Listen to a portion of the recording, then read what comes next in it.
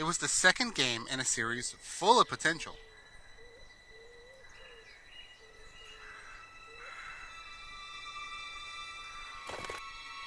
Not unlike this bird. It too is full of potential, potential for flight, potential for exploring stunning vistas, potential to impart a sense of serious freedom.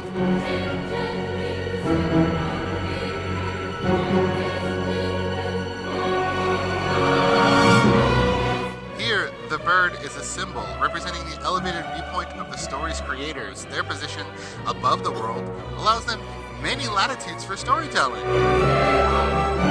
The bird winds its way through a lovingly crafted world, carrying the ideals of freedom and choice, and also introduces the audience to what it thinks of the dignity of protagonist heroes.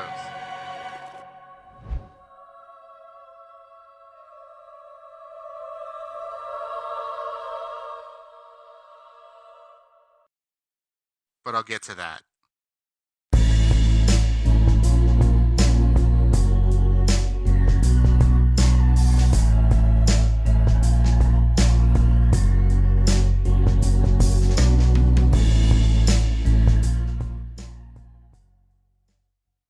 I love the Fable series, especially Fable 2 and 3. Released on October 21st, 2008, Fable 2 was a pretty successful game, becoming a top seller for its October release date and a classic role-playing game on the Xbox 360. I was a big fan of the updated setting from the previous game. I was intrigued with the new combat system. I was interested in continuing the story of Albion. I really wanted to learn about the characters, the land, and I wanted to see how Peter Molyneux would live up to some of the hype he generated for himself after the first game.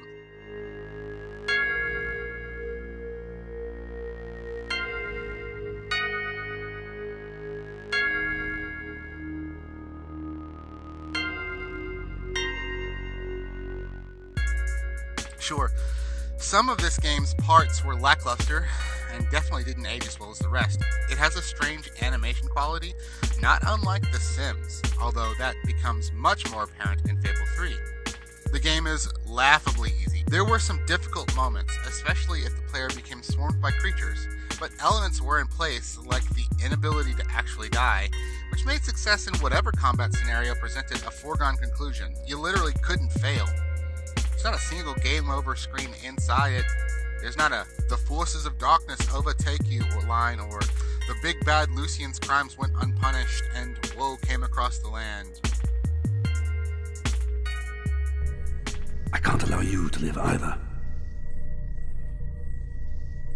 I'm sorry.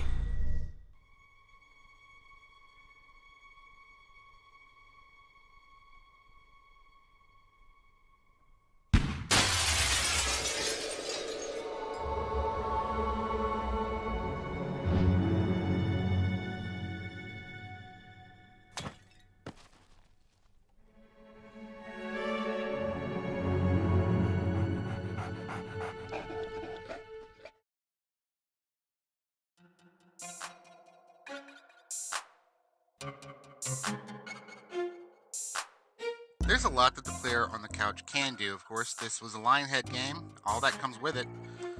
A robust character customization system, though not the kind seen in, say, Oblivion or the Dragon Age games. The character customization happens in-game, as part of an incentive system to keep the player moving forward. You get more toys as you play the game, as you progress the story. And as I replayed this game in 2016, and then again in 2017, I played it twice, I noticed something that hadn't occurred to me when I played it for the first time way back in 2008. None of the customization options presented in the game, and none of the decisions that the hero of Bowerstone are forced to make, have any effect on the narrative itself. But you'll have to eat 5 crunchy chicks. There's also not much of a difference from a gameplay perspective. Well, okay, that's not quite true. The customization options and landscape changes that are consequences of quests taken or choices made, they do have an effect on the part of the game that's not connected to the story. It's almost as if there were two experiences being pressed on the player on the couch here.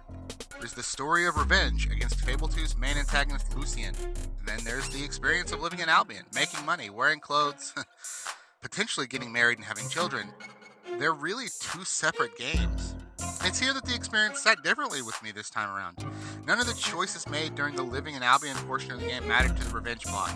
None of them pertained to the story, not to the story that the creators of the game wanted to tell. There's plenty of water cooler moments that happen in and around the emergent gameplay stuff that happened inside of towns and whenever you made any kind of marriage decisions or any of people would massacre entire towns just for fun, but the story, you could do all that stuff, go super evil or super nice, and none of that mattered necessarily to the creators. This had to be a definite choice that Lionhead made, but why? Why is it that the relationship building, property buying, evil or good gameplay that's part of the wider world of Albion doesn't matter?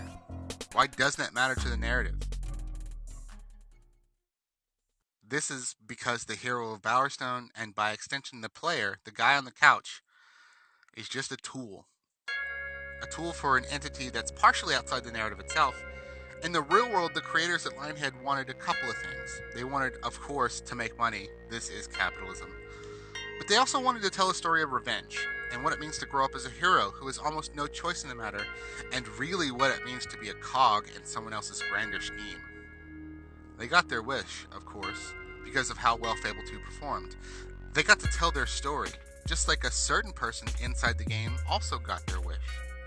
Wishes are a big thread in the first part of the game, the tutorial, where the players are introduced to the world, and from the very first button press, the voice of this person, the voice of Teresa, who is a character that bridges the narrative with that of the first game, this is the first voice that we hear. This framing, and the name Fable itself, a fable is something that is told, implies that everything is a story being related by Teresa herself for her own ends.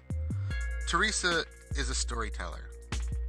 So, in my copy of Literary Criticism, An Introduction to Theory and Practice, written by Charles E. Bressler, the chapter on psychoanalytic criticism states that central to psychoanalytic criticism is Freud's assumption that all artists, including authors, are neurotic. I'm an author myself, so I'm definitely neurotic. But unlike most other neurotics, the artist escapes many of the outward manifestations and results of neurosis, such as madness, self-destruction, by finding a pathway back to saneness and wholeness in the act of creating his or her art. By framing the story as a tale being told, and this is reinforced a couple times in the story during the 10 years that the hero of Bowerstone, grows up, and again during the 10 years that they're stuck inside the spire under construction, the creators are placing Teresa in their own shoes. Teresa, in a very real sense, is a proxy for the creators at Lionhead. Her indifference towards the player's choices is the indifference that the creators seem to have. Sure, they're fine with you playing with all the toys that you get as part of the wider world of Albion, but the real thing they want for you to do is to experience the story they've set up. Those toys, all of the expressions and the marriages and the children that you can have and the massacres you can perpetuate, they're all enticements. What in economic terms would be called an incentive. Thanks to Marketplace for that. That's where I learned incentives. It's a selling point. It's a way to entice a player forward, but it's always a means to an end. Freedom in this way is ancillary, and even sometimes has to be restricted in order for the story to be told and the quest to be finished. This worldview threads itself throughout the game and the narrative. Most choices made are cosmetic, only changing things that don't have a mechanical or narrative presence. You have the freedom to choose the gender of your hero right off the bat. After the tutorial, you have the freedom, once you've progressed the story enough to open up Bowerstone, to literally eat 500 apple pies in a row. You get horrendously fat, and you can still roll around combat just as spry and effective as the first few minutes your character stepped outside the gypsy camp. Getting there does require that the hero interact with the main story, which at this point is Teresa setting up the hero of Bowerstone as a chess piece, something to be manipulated back and forth. The hero is tasked with unlocking their potential, and the player's interest in the freedom to explore the space that they were just granted must take a back seat. Any attempt to explore the area around Bower Lake is fine. There are things to dig up and items to dive for and find in the lake itself, but nothing truly can happen. No real combat, no real story, no real customization can happen before Teresa can get her hooks fully into the hero. But as I was writing this, it's here that in the back of my mind, alarm bells were going off. Because of course the creators at Lionhead have to take away freedom from the player in order to progress the story. That's the covenant that we all make when we enter into any story, interactive or not.